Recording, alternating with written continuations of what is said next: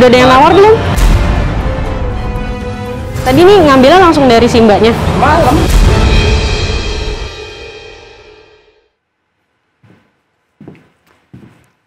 Selamat malam pemirsa, selamat datang di program Cerdas Hukum.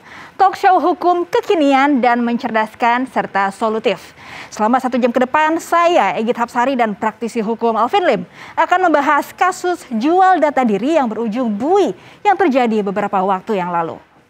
Pemirsa, data pribadi menjadi hal penting yang dijadikan sebagai data kependudukan sekaligus tanda pengenal setiap orang. Namun belakangan, data pribadi seperti nomor kartu tanda penduduk, kartu keluarga, hingga rekening tabungan kerap diperjualbelikan. Penjualan data pribadi dapat disalahgunakan oleh pihak-pihak yang tidak bertanggung jawab untuk penipuan hingga tindak kriminal lainnya. Sebelum kita memulai dialog, kita saksikan tayangan berikut.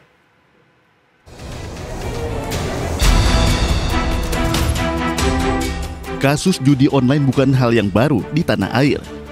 Situs judi online pun bertebaran di dunia maya, mulai dari judi kartu hingga togel.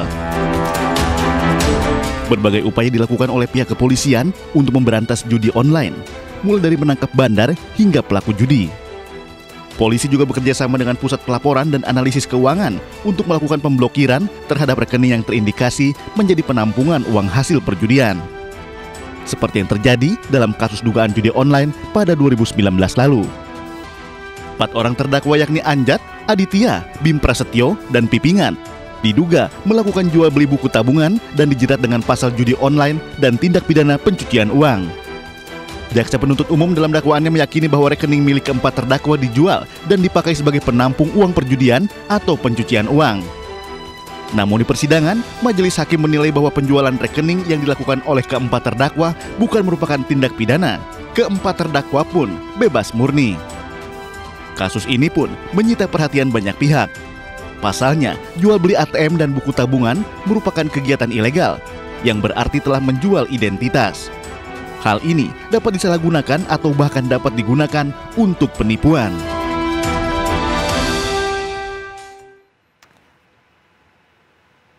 Pemirsa, kita akan membahas lebih dalam soal permasalahan jual beli data pribadi langsung bersama tim kuasa hukum terdakwa Bapak Adi Nugroho. Selamat malam Pak Adi. Selamat malam Ibu. Selamat malam. Pak Adi di sini selaku mewakili keempat terdakwa ya? Betul. Nah, bisa dijelaskan terlebih dahulu mengapa terdakwa ini tidak bisa dihadirkan di studio bersama kita? Ya, sebelumnya kami minta maaf karena para terdakwa, klien kami yang saat ini sudah dibebaskan sesuai dengan putusan Pengadilan Negeri Jakarta Utara tidak bisa hadir di tempat ini karena ada beberapa hal.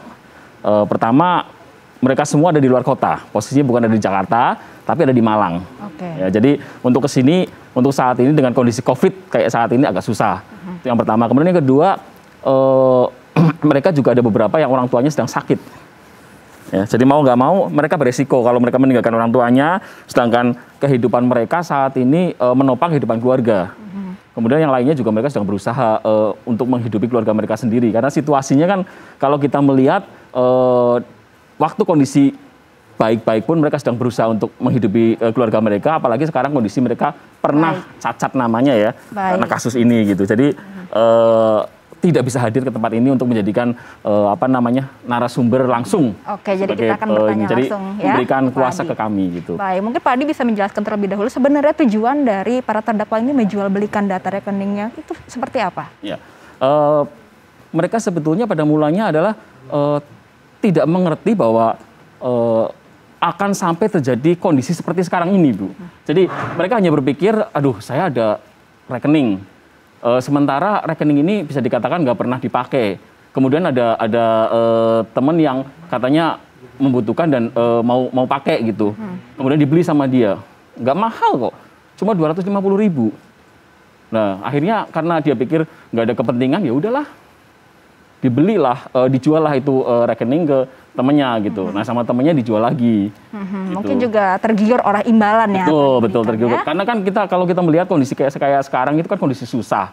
Uang 250.000 buat mereka mungkin uang yang jumlah gede gitu. Kalau buat kita mungkin di Jakarta mungkin uang kecil bilangnya gitu. Tapi kan kalau kita melihat di daerah itu bukan uang kecil buat mereka. Itu uang gede gitu. Mungkin bisa hidup beberapa lama ya, karena kan kita tahu lah biaya hidup di daerah itu sangat murah dibandingkan Jakarta. Ya, jadi nominal tersebut sebenarnya relatif ya di masing-masing daerah. Betul. Untuk proses penangkapan sedari awal ini kronologinya seperti apa sih Pak? Yang berdasarkan pengakuan dari klien kami, hampir semua ya, tiga orang diantaranya itu mereka dijemput pada tanggal 19 Mei, menurut pengakuan mereka itu dijemput di rumah mereka masing-masing di Malang. Gitu. Jadi dari polisi dari Polda Metro datang ke Malang berdasarkan laporan masyarakat kata mereka, kemudian datang ke Malang, mereka kemudian menjemput satu persatu, kemudian mereka semua dibawa ke Jakarta. Hanya satu yang kebetulan tinggal di Tangerang, itu mereka dijemput sehari sesudahnya itu di Tangerang. Tapi sebetulnya mereka ini saling mengenal satu sama lain? Setahu saya sih berdasarkan pengakuan mereka memang kenal awalnya, tapi nggak terlalu dekat gitu loh, kenal-kenal begitu aja. Baik, lantas setelah dibawa ke Jakarta apa yang terjadi? Mereka ditahan. Mereka langsung ditahan, masuk ke dalam tahanan di Polda Metro Jaya. Baik, selanjutnya saya akan bertanya kepada Bapak Alvin Lim ya, selaku praktisi hukum. Pak Alvin, ini bagaimana Pak Alvin melihat kasus ini, Pak? Jadi kalau saya lihat dari kasus ini ya, jadi aparat penegak hukum dalam hal ini oknum menggunakan ketidaktahuan masyarakat tentang hukum di situ. Nah, itulah yang dijadikan celah untuk masuk ke dalam ranah pidana. Baik, ketidaktahuan yang seperti apa nih sehingga yang menyebabkan mereka semua terjerat hukum? Jadi gini, yang dilakukan oleh para terdakwa itu cuma satu hal. Dia jual rekening dia, buku tabungan dan ATM dan PIN, dia jual ke orang lain yang dia tidak kenal. Jadi itu beberapa orang itu mereka tidak kenal satu sama lain, orang luar kota, ya kan? A jual ke B jual ke C jual ke D katanya jual ke bandar judi online katanya. Jadi berantai ya. Itu kan. Jadi yang mereka lakukan tindakannya itu, mereka itu menjual rekening mereka, buku tabungan mereka, data pribadi mereka ke orang lain. Itu aja tindakan yang dia lakukan. Baik, jadi ini berawal dari ketidaktahuan ya. Betul. Karena itu kita juga harus cermat sebelumnya. Nah, mungkin Pak Adi bisa menjelaskan kembali setelah para terdakwa ini dibawa ke Jakarta, lantas ditahan selama 9 bulan ya. Apa yang terjadi di sana?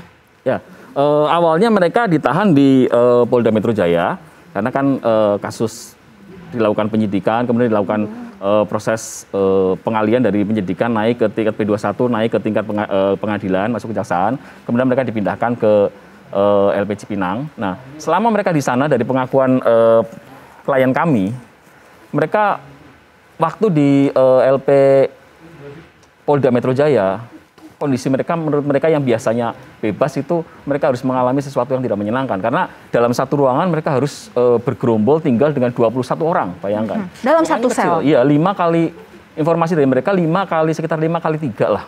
Dihuni 21 orang? 21 orang pada waktu itu. Kemudian setelah dipindahkan ke LP Cipinang baru kata mereka agak sedikit lebih baik. Tapi tetap ruangan kecil mereka dihuni sekitar 8 sampai 9 orang. Baik, dan Pak. makanannya juga menurut mereka kurang layak, kurang manusiawi menurut mereka. Baik, Pak Alvin, terlepas dari masalah kondisi sel waktu itu, secara prosedur hukumnya apakah ini wajar begitu ditangkap dari Malang, dibawa ke Jakarta, langsung ditahan di sel Polda Metro? Jadi kalau penahanan itu memang kewenangan dari penyidik. Jadi apabila penyidik sudah merasa memiliki 2 alat bukti atau lebih, mereka bisa menahan. Itu yang diatur di dalam KUHP. Baik, jadi ini sebenarnya sudah sesuai prosedur sampai dengan proses penahanan. Penangkapan itu, penahanan itu sesuai prosedur. Tetapi yang tidak sesuai di dalam kasus ini adalah dasar hukum mereka. Ya, jadi sesuatu yang bukan pidana, mereka anggap pidana. Dan alat bukti yang digunakan di dalam kasus ini sebenarnya itu tidak ada alat bukti. Tapi ada dugaan rekayasa. Baik, mungkin Pak Adi bisa saya gali lagi, sebenarnya ini dugaan rekayasanya seperti apa pada saat proses hukum? Ya, kalau kita melihat ya, dugaan rekayasanya ini kental banget. Yang pertama, pada waktu terjadi penangkapan, keluarga tidak diberitahu. Kami waktu buka BAP mereka, surat penangkapan itu tidak ditandatangani oleh keluarga. Itu yang pertama. Padahal setahu kami, itu kalau terjadi penangkapan, itu harus keluarga mengetahui. Karena kan ini penangkapan, Bu, dari aparat negara, bukan penculikan. Kemudian yang kedua, kami melihat juga ada beberapa pengakuan dari salah satu tersangka bahwa mereka waktu tidak pernah di BAP. Tidak pernah di BAP? Ya, bahkan ada tanda tangan yang merasa dia nggak pernah tanda tangan. Gitu. Baik, kita akan menggali lagi terkait proses BAP dan proses penyidikan selanjutnya. Namun pemirsa, apa saja risiko dari jual beli data pribadi? Kita akan membahasnya lebih lanjut usai jeda, tetap di Cerdas Hukum.